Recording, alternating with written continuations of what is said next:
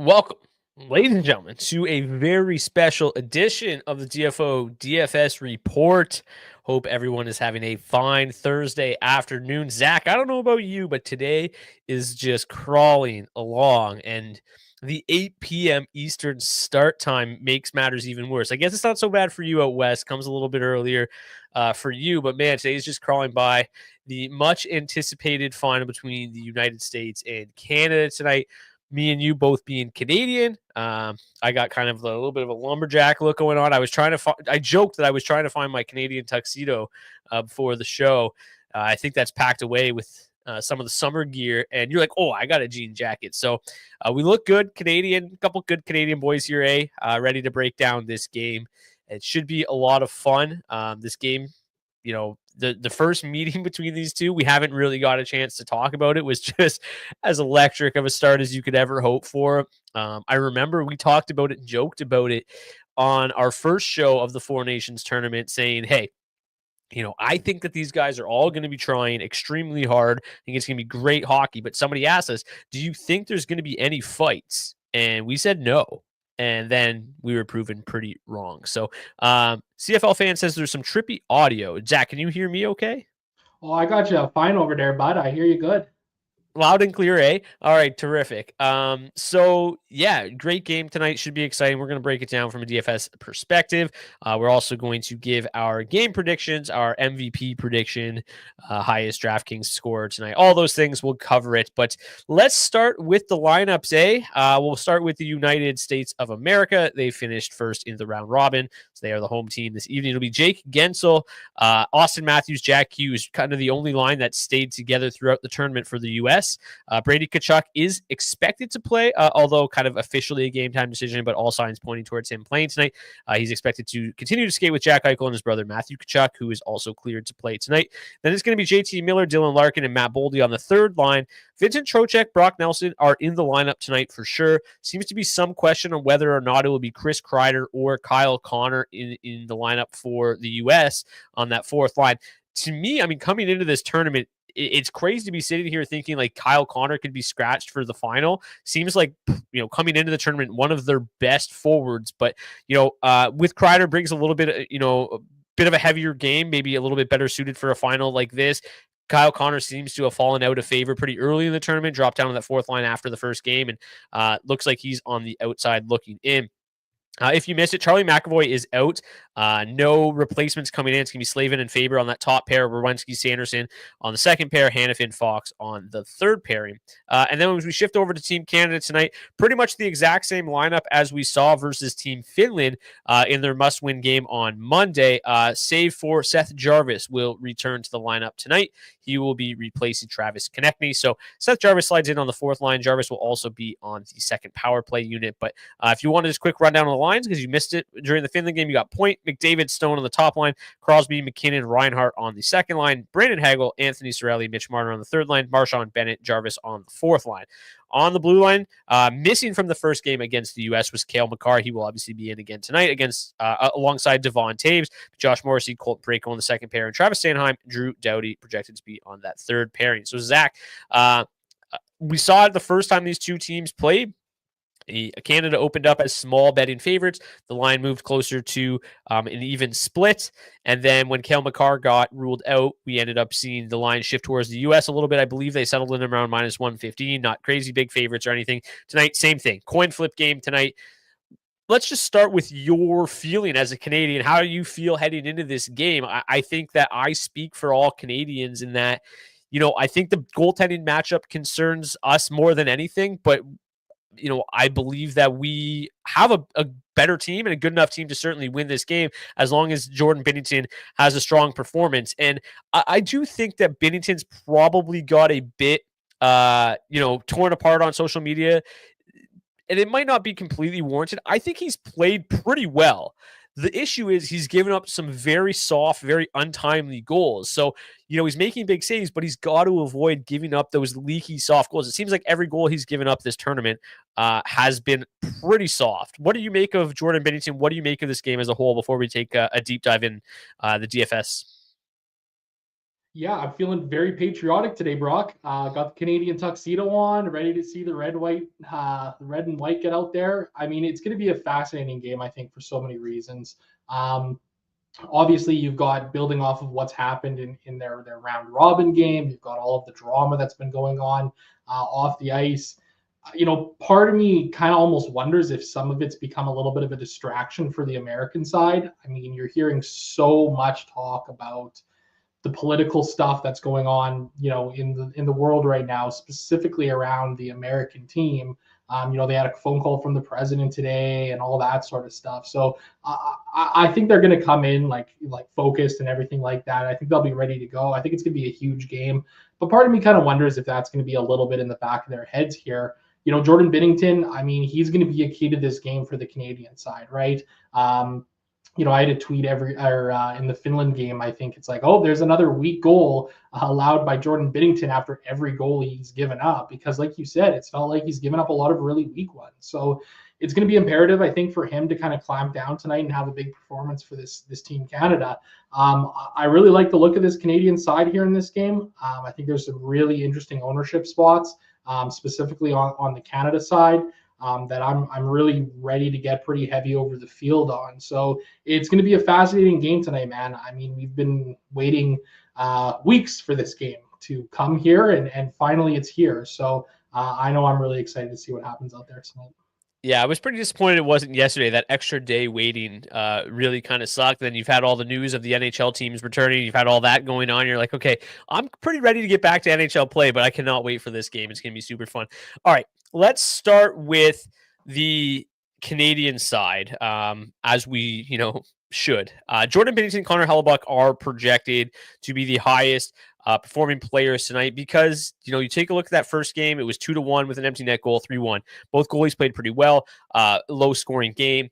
The over-under tonight is 5.5 with the under at -130. So the books are expecting a lower scoring game yet again. As I showed you off the top, excuse me, the implied total 2.8 for each side. So with fairly low totals tonight, both goalies project pretty well. They're both projected for similar ownership.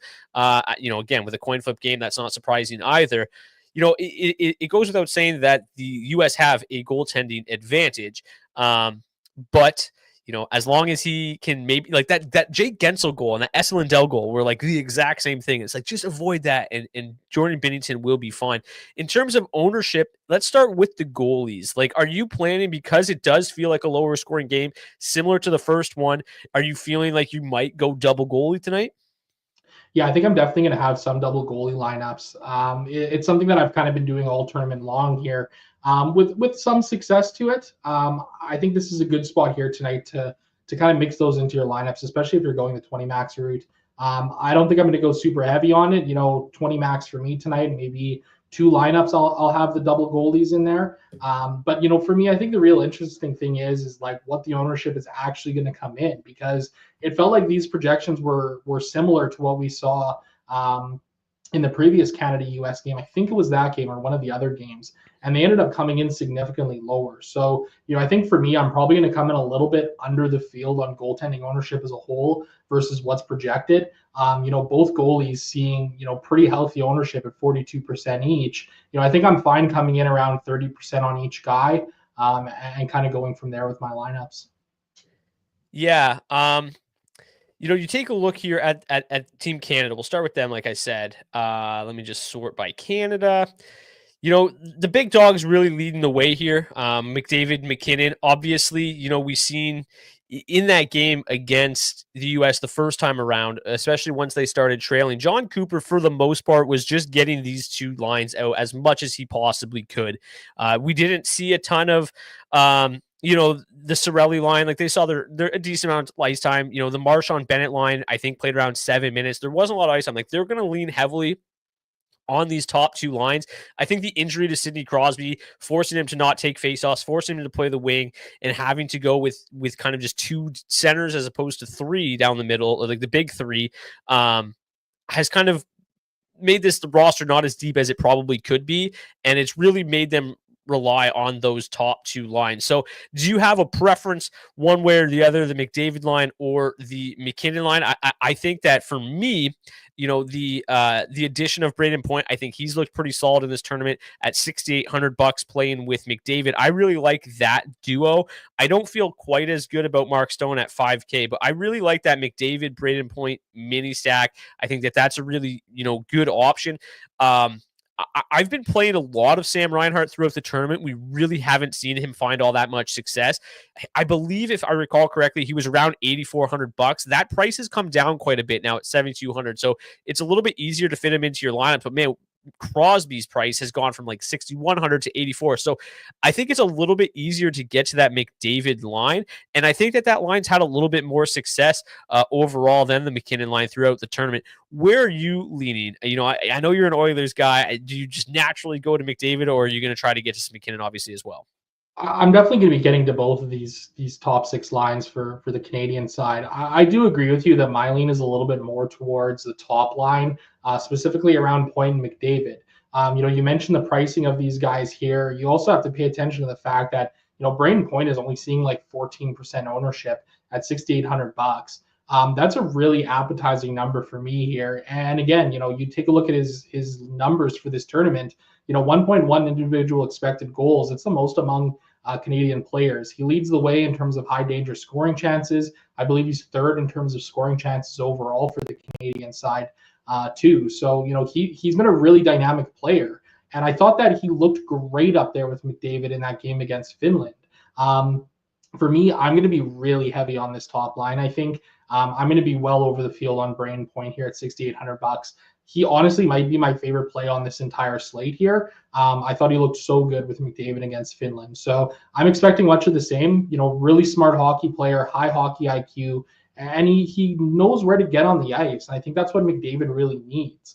No disrespect to Sam Reinhart and Mitch Marner, for who they are, but they were really struggling to get to the right spots playing alongside McDavid. I've seen a lot of McDavid play, over the last 8 or 9 years here in Edmonton, and he needs players who know how to get to the right spots on the ice. That's what Braden Point does best. I think that's why I'm going to be leaning so heavy on that top line. But don't get me wrong, I got a lot of interest in that second line too. You mentioned Sam Reinhart. He kind of woke up against Finland, had 3 assists. All 3 points he's had so far in the tournament did come in that game. So, he's probably got to be feeling a little bit better about where his game is at versus the first 2 games against Sweden and the States, where, he's pretty quiet, all things considered, right? So, and then, of course, you got Crosby there on that second line as well. And he's just been excellent all tournament long. So I'll probably mix some Mark Stone in, probably not as much as I did in the Finland game. I was like double the field, I think, on Mark Stone. Didn't quite work out the best for me in terms of his ownership there. But at 5K, I think it's a pretty reasonable price tag to mix him into some of my Canada 1 lines for sure. Yeah, I mean, you just take a look at this top line for Canada. You got Braden Point leading the way in individual expected goals. Mark Stone second, Connor McDavid third. So they've definitely been a little bit more dominant or been in getting to the dirty areas a little bit better than the McKinnon line. That being said, pull up our friends here from Natural Stat Trick. This is the game against the U.S. the first go around, and that McKinnon and Crosby duo were the best forward duo for the Canadians at 5v5. Both, the on-ice expected goals for was the most among all Canadian forwards. So it'll be interesting to see how that kind of shakes out in terms of this evening, how the matchups kind of work. I do think that we've seen the U.S. really find something here with Faber and Slavin. Slavin, obviously one of the most underrated, best defensive defensemen in the league. In whichever line that he ends up that pairing ends up going against is going to be in tough. And I do think that that's going to be, that was a lot of the McKinnon line in that first game. We obviously saw a lot of Charlie McAvoy up against McDavid. As you know, we saw some big hits on McDavid in that game without McAvoy. It's going to be interesting to see how they kind of shake things up. But I'm probably going to split my ownership pretty evenly between these two because I think one of them is going to have more success than the other. I think it's just automatic because one of them is going to avoid that Slavin pairing more often than not. So I'm going to probably, I feel like if I was building one lineup, it would probably be around the McDavid lineup. But I'm building at least 10, maybe 20 lineups tonight. And I'm going to probably split my ownership pretty evenly between the two just because I do think one could get fairly shut down. And it's going to be just the whole game is going to ride on that other line taking care of the other defensive pairs for the Americans. So that's the way I look at it. Any interest in the depth pieces? Like I think Brandon Hagel at $5,400 has had a really nice tournament. He is what is this, fourth on the team in terms of individual Corsi for, so that's shot attempts for, despite seeing kind of limited ice time. $5,400 with Mitch Marner, 6,400. We've talked about third lines a lot in this tournament. It's worked quite a bit. That line, decent amount of success in that first game against the Americans as well. Hagel, Cirelli were among the leaders in terms of on ice expected goals for at 5v5. I think that they could be an interesting little way, if you end up maybe trying to game stack a little bit in terms of avoiding the goalies, and you try to, you go a little bit more expensive on the American side. I do think that I feel pretty good about the third lines here for the Canadians. And obviously, the ownership is going to be super, super low. Marner at just 6%, Brandon Hagel just 6%, and Cirelli at just 4%. So they're a really interesting kind of get different play if you're playing in the deep tournaments. Again, if I'm building one lineup, that's not the line that I'm targeting specifically, but I'm definitely going to have a little bit of them in my lineups, probably be around 10-15%, because I do think that there's more than enough talent, and we know that John Cooper will still elect to roll that line a lot. I don't think we're going to see a ton of the fourth line tonight, but this third line should still get a decent amount of run. You see here Mitch Marner, Hagel, Cirelli, project around 14 minutes tonight. So what are your thoughts there on the depth pieces from Canada? Maybe touch on the defensemen as well before we move to the American side. Yeah, definitely got some interest in that third line. One interesting thing about Hagel and Cirelli, obviously, they know each other well from playing in Tampa Bay, but, they're also on the top penalty kill unit. And I'm pretty sure they had a couple good looks on the penalty kill, actually, against Finland earlier this week. It felt like there was a couple of opportunities where they could have generated, a scoring chance there. Obviously, the shot attempt numbers are pretty solid for this third line here. Brandon Hagel, 13, Anthony Cirelli, 8, Mitch Marner, 9. I think Hagel's probably my favorite of the bunch at $5,400 there. I'm probably going to get down and sprinkle in 5-10% on these fourth line guys as well, specifically around Brad Marchand at $2,600, really cheap. And it feels like this is a great spot for him to step up with a huge goal for Canada, right? The game is in Boston. He's been pretty quiet all tournament long here, but he still has had 8 shot attempts in the 3 games so far. The big issue is only 4 of those have actually hit the net. So I think he's a guy that I'll be looking to have a potentially big game as well. You look at the defense, and I mean, there's just so much ownership coming in on that top pairing here for this Canadian side. Cale Makar, $8,200. I think his price has come down a little bit here. And Devon Toews at $2,800, soaking up 24% of the ownership. That's a pretty huge mark there. So, I'm probably going to be comfortable meeting the field on that Toews number there. His stats have been really solid so far in the 3 games played. 12 shot attempts, 5 scoring chances, 5 shots on goal, 4 blocks. So, he's finding ways to continue to be productive. He's going to cost you absolutely nothing. But I don't mind getting down to some of this second pairing as well. Josh Morrissey and Colin Parayko. These guys have been blocking a lot of pucks so far for Canada. Morrissey, 9 blocks so far. Colin Parayko, 7 blocks. Pretty sure he had the bonus in the USA game as well. So, I don't mind sprinkling these guys into the mix as well. Drew Doughty at 2K. I mean, yeah, let's mix him into the lineup a little bit too. 9 shot attempts so far for him. That's third most among Canadian defensemen. Yeah, I mean, it's super easy to get to Cale Makar tonight, obviously, given that price tag coming down. I think he was $9,200, if I recall correctly, down to $8,200. So big price drop there for him is really nice. And then I've mentioned Devon Toews throughout the tournament as one of my favorite D plays, and his price has also come down. So leads the team in ice time so far in this tournament. As you mentioned, 12 shot attempts, really, really good stuff there at $2,800. He's so easy to get to. I'll probably end up coming in north of the field, honestly, on Toews, just given how cheap he is. I don't mind Morrissey, Parayko. I probably won't get to a ton of Doughty Sanheim. Doughty had a really good game against the Americans the first time, but that was because Thomas Harley played so well. I don't think that they could probably have, with Cale Makar back lineup, I don't think they see quite as much ice time as they did in that game either. So probably off that third pair for the most part. But yeah, I don't mind getting to Morrissey, especially at 6K. Parayko, $4,800, guy that's going to block a lot of shots, projected to block the most shots among Canadian defensemen tonight. So don't mind that one bit. But yeah, a lot of interest coming in on Makar and Devon Toews. I think even 24% is still pretty low for Toews. But pricing is fairly soft tonight. It's not too difficult to squeeze everybody that you want in, and maybe you don't have to quite get down to Devon Toews, but projected for the second highest ice time on the team at just $2,800. Hard to ignore that. Okay, the U.S. side of things. Obviously, a super deep team as well. Jake Gensel projects extremely well, and at just $6,600, he's super easy to get to, and he's probably the American player that I click on first. He's the one that interests me the most out of any American player for a couple reasons. He's had probably the best tournament of anybody on this American side. Plus, he's just $6,600 for just some reason. You take a look at Matthew and Brady. Like, yeah, they've had great tournaments as well. A little bit more expensive. Brady's $1,000 more. Matthews $1,400 more. Jack Hughes is $2,000 more. Like, Gensel's just way too cheap. I'd be shocked if he's only 17% owned. That seems egregiously low, but he's had, probably the best tournament, like I said, of the Americans forwards, and he's a guy that I want to get to a lot tonight. Leads the way by a wide margin in terms of individual expected goals. He's second on the team, fourth on the team in individual shot attempts, but he's second on the team in individual scoring chances, and third on the team in individual high danger chances. So he's been around the net all tournament long. We talked about, a lot of success for Brady and Matthew. Like, they literally still, have been among the best here, right?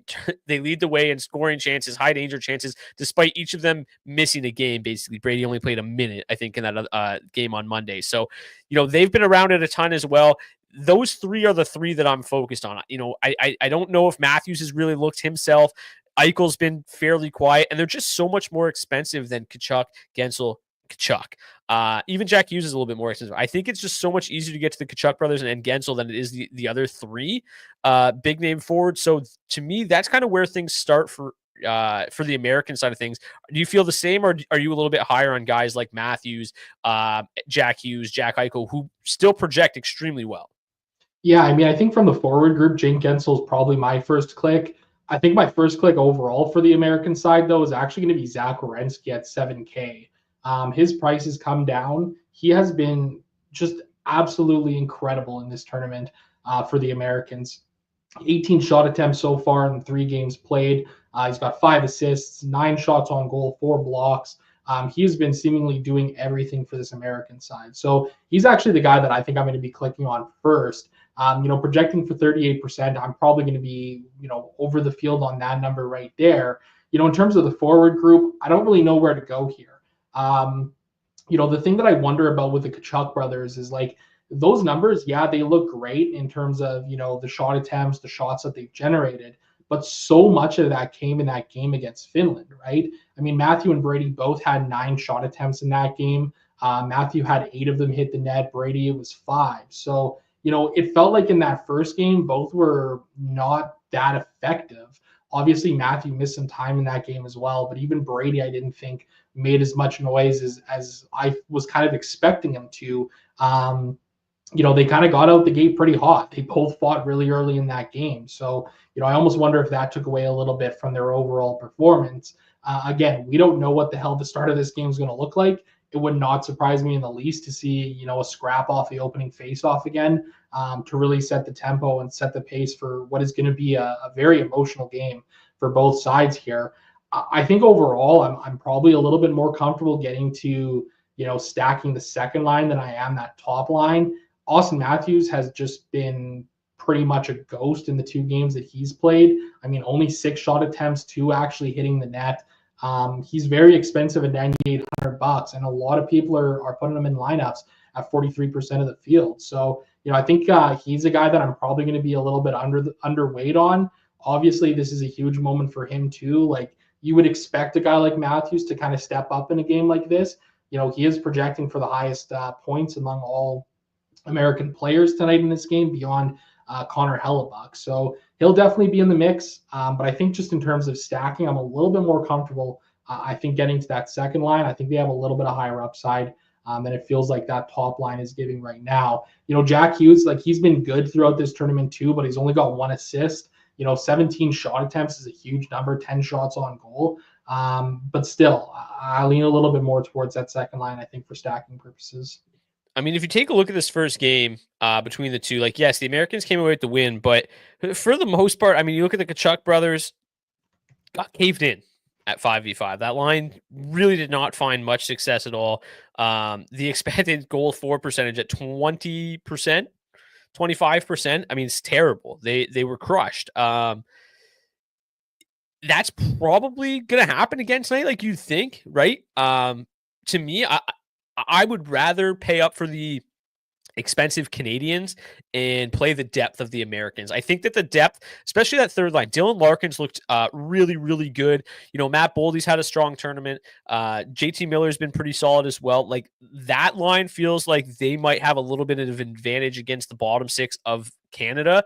And I think that I feel more secure in the floors of the expensive Canadians than I do of the expensive American forwards. So I'll probably do a lot more paying up for expensive Canadian forwards and playing kind of some more depth here from the American side of things. I really like the look of this third line: Miller, Eichel, Boldy. Miller, Larkin, Boldy. Larkin specifically grades out tremendously well. In terms of the tournament stats, he's been really, really solid on ice. Individual expected goals, second on the team, just $3,400. Really, really cheap there. Boldy, as I mentioned, he's been really solid, just $5,800. Really generating a decent amount of scoring chances, 7 scoring chances in 3 games, 3 high danger chances. I mean, he's been solid, super cheap price tag as well. And then Miller, just $3,200. Has been fairly quiet throughout the tournament outside of that fight, but $3,200 is super easy to click on. So Larkin, Boldy to me, super, super interesting. And are you kind of in agreement here where you're more likely to just pay up for the Canadians than the Americans? Yeah, is I that think bias? so. Are we biased? Maybe a little bit of bias there, but like I do think that just given the price tags here, it does feel like this top 6 on the Canadian side is just it feels a little easier to get to. I mean, Braden Point at $6,800 again. Like that feels like my favorite play of the entire slate here today. Like I'm gonna have so much of him. Like I would rather pay $6,800 for Point than basically anybody besides Jake Gensel in the American top 6. Just because of the price point, because of the ownership, because of what he's done thus far, how he looked with Connor McDavid. Yeah, maybe there's a little bit of bias there. But I also don't disagree with getting to some of these depth pieces on the American side as well, right? I mean, this third line has been relatively effective. Matt Boldy, I thought he's had a really great tournament. 11 shot attempts, 3 points. He's had a goal, 7 shots on goal as well. $1,500 for him is a pretty reasonable price tag. And even a guy like Dylan Larkin too. I mean, pretty much has generated a full expected goal. He's got a goal and an assist as well. It feels like this bottom 6 can make a little bit of noise. You take a look at that blue line too. I mean, you want to talk about like some really crazy pricing. I mean, look at how cheap this top pairing of Brock Faber and Jacob Slavin are. I mean, $2,000 for each of these guys. They're projecting to play like essentially 23 minutes here tonight. I mean, those are guys that are really easily going to be mixing into my lineups. Only 20% playing Jacob Slavin, only 4% on Brock Faber. Just given the minutes that they're going to be seeing, they look like excellent value plays. And I also think it opens up the possibility when you're constructing lineups to just leave a bunch of money on the table here. And I think that's a pretty interesting way to get yourself different in some of these larger field contests. I mean, I'm 20 maxing, but I'm throwing some entries into some of these other bigger contests here tonight as well. So I want to try and find ways to get myself different on this slate. I think leaving money on the table in a big way is certainly a way to do that. Yeah, coming into the show, I really wanted to talk about Faber and Slavin a lot. They're going to play a ton. The problem for them is they're probably going to be, as I mentioned, going up against the McDavid line or the McKinnon line all night. They're going to be in their own end a lot. So chance of them generating much offense, probably not very high. But the shot block volume here from both of them should be super, super high.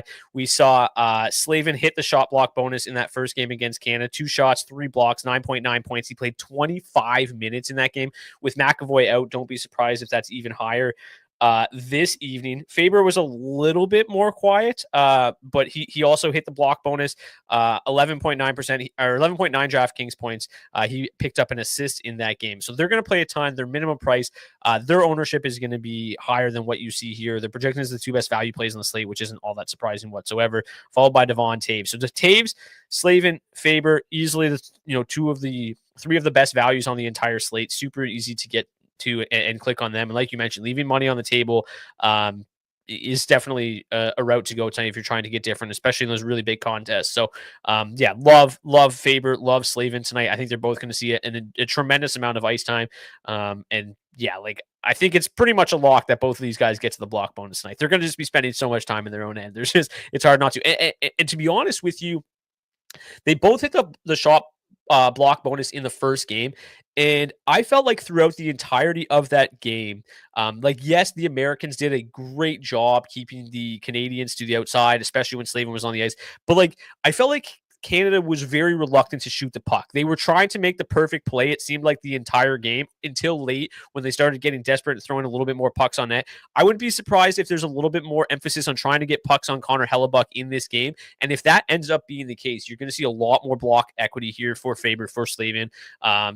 Because I just felt like Canada really, they dominated and controlled puck possession for much of that game. They just had a tough time kind of getting to the dirty areas of the ice, because the Americans, to their credit, did a very, very good job defensively. So hopefully, as a Canadian, I hope that they get some more pucks on Hellebuck tonight, because I'll be that guy in my house yelling "shoot" all night long if they're doing much of the same as they did in the first meeting. But any final thoughts on some of these skaters before we get to our predictions?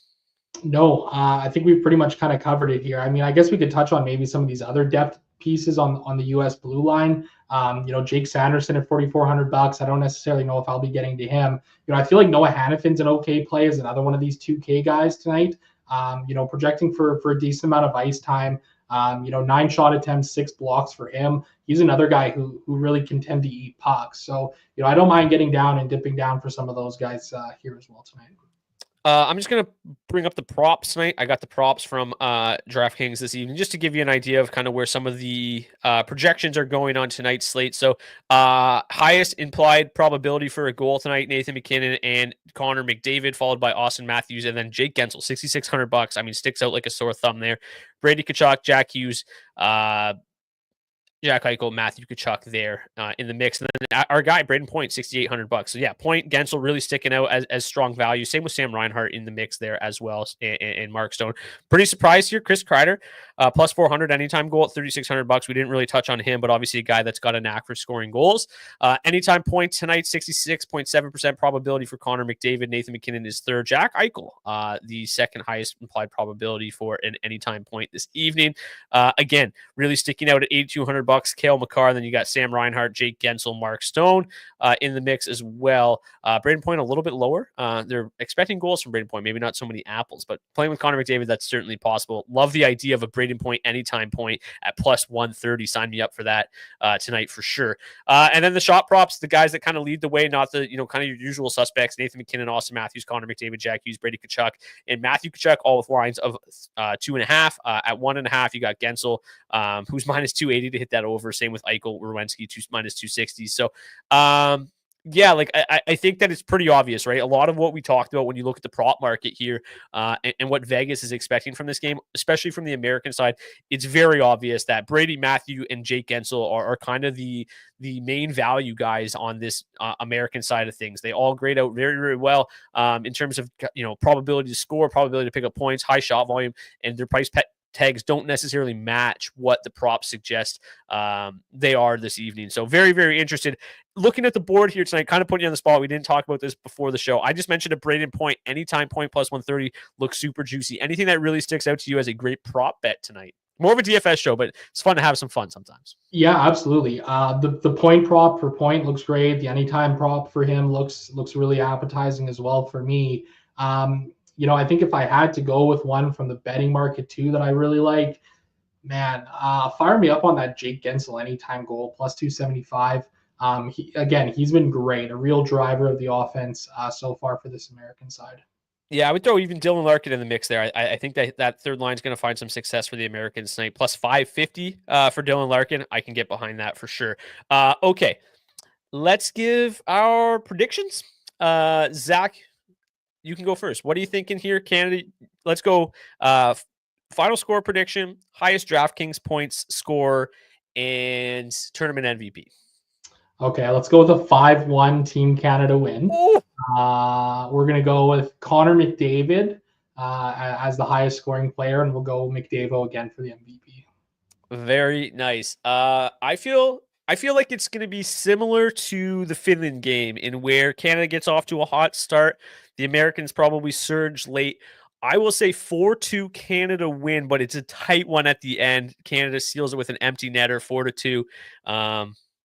I think Binnington, like I said, he's played well for the most part. He's just got to avoid that leaky goal. So I'm going to go 4-2 with an empty net for Canada. Highest scoring player on the slate tonight, I'm going to go with Connor McDavid as well. It's hard to pass that one up. But I think that Sidney Crosby gets on the board with a point or two tonight. He ends up getting tournament MVP just because it's Sidney Crosby. He's a legend. So the tournament MVP is going to be Sidney Crosby. That is going to do it for this edition of the DFO DFS report. We are going to be back on Monday. Regularly scheduled programming resumes on Monday. I mean, Zach, let's take a peek. What do we got coming up here for our first week back? I know this weekend is insane. 14 games on Saturday, 10 games on Sunday. I work Sunday after a wedding on Saturday night. That's going to be a lot of fun. I just cannot wait for that. But okay, we return with a 2-game slate on Monday. Very nice. 12 games on Tuesday, 3 games on Wednesday, 12 games again on Thursday, and 3 games again on Friday. So very, very nice. Friday's my mom's birthday. Probably going to have to take her out that day. Actually, no, she's on vacation. I don't have to worry about it. So we'll be able to grind a full show on Friday as well. Really good stuff. Looking forward to kind of getting back into the swing of things. This tournament's been super fun, but I'm excited for kind of the stretch run of the NHL. And you know, obviously we have the trade deadline looming, all that fun stuff going to be covered here at dailyfaceoff.com. Going to be great. Best of luck tonight. Hopefully you return with more money in your bankroll tomorrow than you had tonight. And as always, shout out to our friends at Roto Grinders for providing projected ownership for today's show. If you want to get $20 off your first month of Roto Grinders Premium, you can do so by clicking the link in the description of the video on YouTube. Also, if you want to join the DFO DFS Discord, you can click the link in the description of the video on YouTube. Join the Discord. We got a Zach, there's going to be a contest tonight. DFO DFS Discord. Just got it set up as we were in the middle of the show. Shout out to CFL chat, CFL fan in the YouTube chat for the reminder for that. So yeah, we got a tournament there. $2 entry fee. 25 people entered. Top 5 win money. There you go. Best of luck tonight, and hopefully return with more money in your bankroll tomorrow than you had tonight. We'll see you back here on Monday. Until then, go Canada. Let's go, eh? Let's go. Let's go. Go Canada, go, baby. You know, I will say that the social media has obviously been insane for the last few days, but like the kind of victory laps it seems like the Americans have been doing after winning a round robin, like that game was basically meaningless at this point. So yeah. The victory lap feels a little early. Hopefully Canada gets it done. But you know, shout out to our American viewers as well. Thanks so much for tuning in. But hopefully you end up on the wrong side of this one, and we'll see you back here on Monday. Until then, cheers.